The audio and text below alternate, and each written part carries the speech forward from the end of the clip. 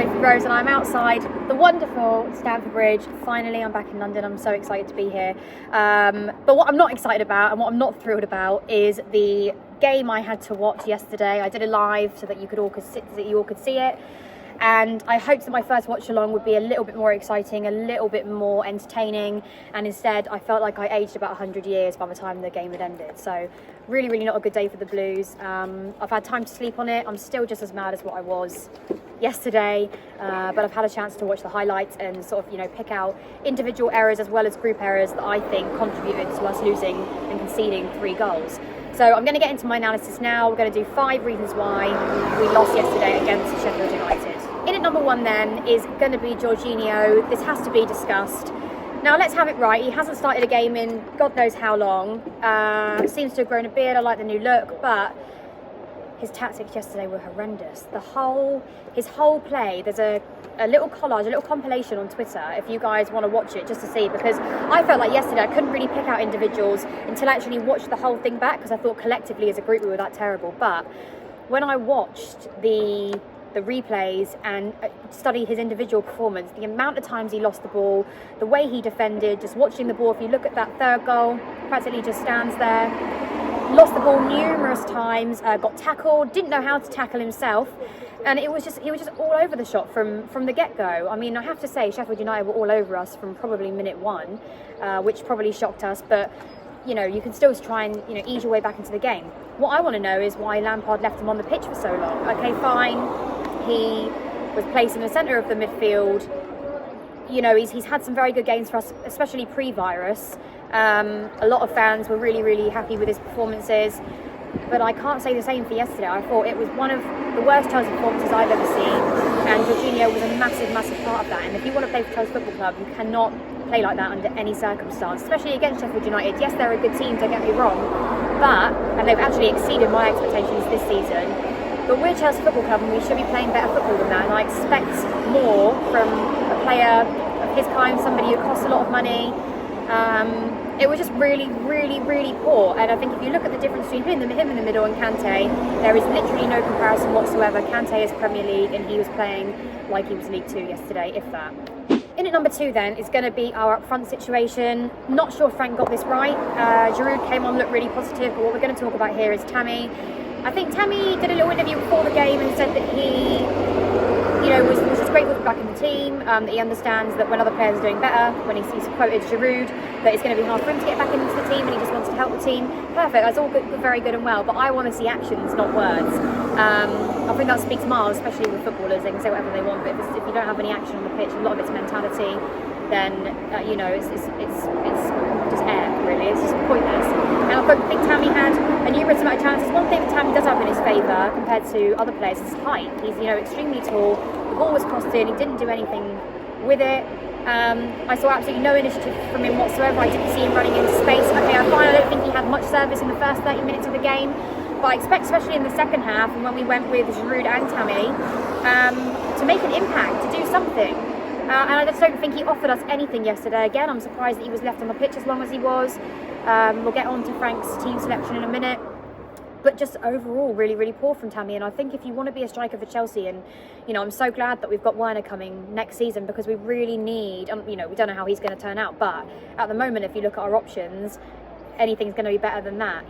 Tammy had a really good start for us, and I feel like it slightly drifted off, and I think you need to keep up your consistency. That's one thing with Chelsea Football Club. We need consistently good strikers. We need aggression.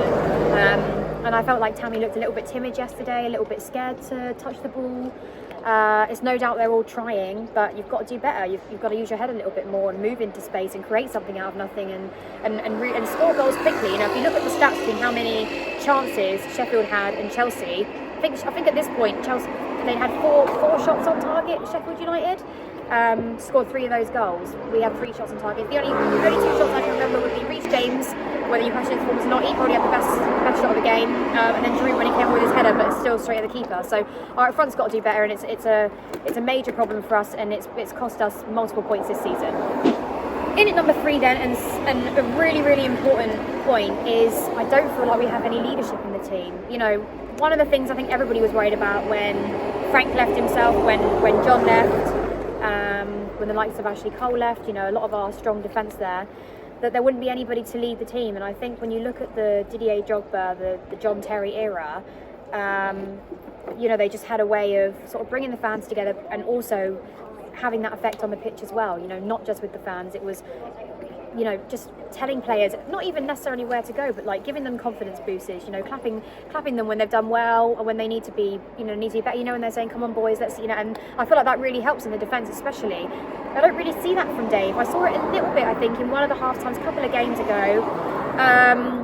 I think it was against City when they were saying, you know, go long, you push forward. And I saw Dave trying to amp up the team a little bit, but you can't say at the moment that Dave's doing a good job in leadership. And, you know, as captain of the team, and let's have it right, Jorginho apparently is vice captain of the team. How the hell's that happened? Doesn't make any sense to me. Some is craziness. You know, I always feel mean when I criticise our own players, but you can't say there was any player on the pitch yesterday that had any form of leadership, any form of stability at all. And I feel like until we get that grit, you know, the strongest person I can think to leadership would be Kante, and that's not necessarily with his words, that's just how he plays. You know, he holds everything down, and that's going to lead me on to my next point. In at number 4 then is that we desperately miss Kante. Now, whether you prefer him as a CDM or pushing further forward, I just like to think that, similar to when Eden Hazard was here, the team sort of revolved around him. Now it isn't. I feel like, for me, the team should revolve around Kante, because without having him in that central midfield role, the rest of us just seem to fall apart. I'm not saying we've had the best games with Kante, and we've still lost games with Kante being in the team, but I think that was more than due to us having nothing up front. You know, we've played very well. You know, the problem is we seem to have all the possession in the world, we just can't seem to put the ball in the back of the net. And I think what Kante does is he stabilises the whole midfield and allows other players around them to do their job. I don't think Jorginho did a very good job yesterday at all. Like I said, the comparison is probably next to nothing.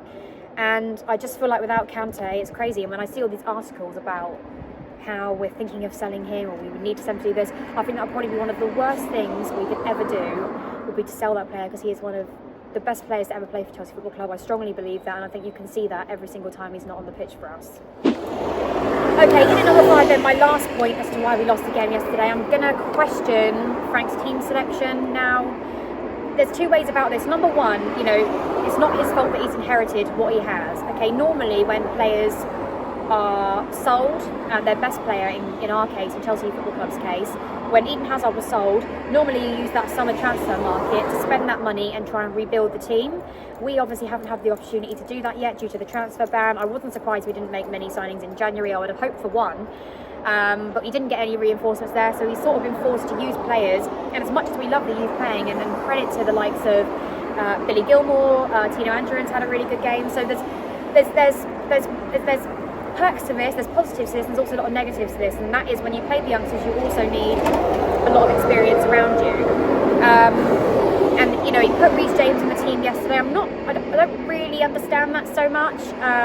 He's not been good since he's been back. I don't know if he had to change formation, which we did half time, and I think he was brave to sort of make those changes in defence, but I think he got it wrong sort of from the get-go. I wasn't happy with the team selection. I would have started with Giroud up front. I think he would have been a much better prospect for this game, and it just seems to sort of go down. I'm not sure about his substitutions. You know, he took off Ross Barkley. Fair enough, he looked a bit knackered, but I would say if there's anybody that had an okay game yesterday, it would have been Giroud and Barkley. And Kepa. You know, we'll talk about Kepa in a second as well. And that's crazy because he let in 3 goals, but I'll get onto that point in a minute. But Jorginho should have been one of the players you take off instantly. And if you go and back and look at, I'll put it on my Instagram feed, or we'll put it on the channel's Twitter feed. And you can see exactly how many errors he made. There's no way he should have been left on the pitch. And yeah, you know, I think there's certain things he'll have to look back at. I'm sure when they go back and do their analysis of the game and they watch on the screen, they'll see that as well. Because sometimes, even when I'm in the ground, you know, your emotions take over and you miss, you know, little bits that you probably, as a presenter especially, you know, I should be watching out for. When you get into the game, you sometimes miss things, and it's better to go back and watch it on the television and see who had a good game, who didn't impress, and what mistakes were made, and how you can better those for the next performance. So, did Frank get it right yesterday? I'm not so sure. There's a couple of changes I would have made in there. Whilst I think he was brave to change the formation and make those changes in the defence, I'm not sure whether it was partly because Christensen sort of injured himself in the first. He fell sort of on his front foot a little bit.